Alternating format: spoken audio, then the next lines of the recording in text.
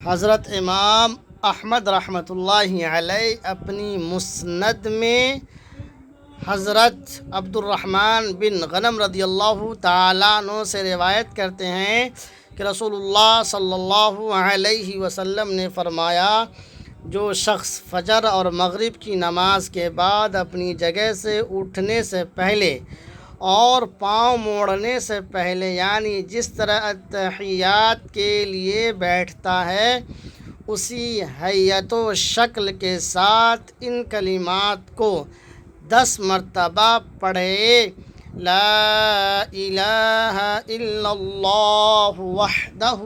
لا شریک لہ لہ الملک ولہ الحمد یحیی وَلَهُ الْحَمْدُ بِيَدِهِ الْخَيْرُ يُحْيِي وَيُمِيتُ وَهُوَ عَلَى كُلِّ شَيْءٍ قَدِيرٌ۔ پھر سے سنیے ان کلمات کو: لا الہ الا اللہ وحدہ لا شریک لہ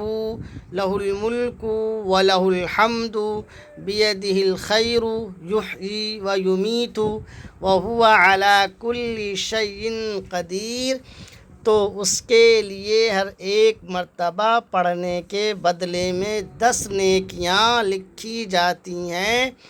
اور اس کے 10 گناہ معاف کر دیے جاتے ہیں، اور یہ کلمات اس کے لیے ہر بری چیز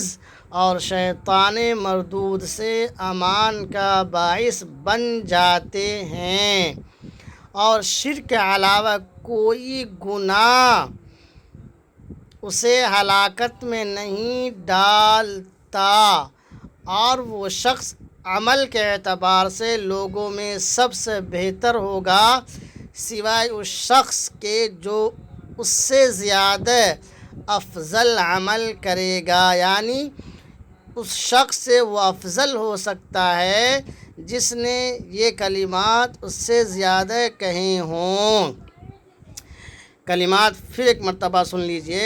لا الہ الا اللہ وحدہ لا شریک لہ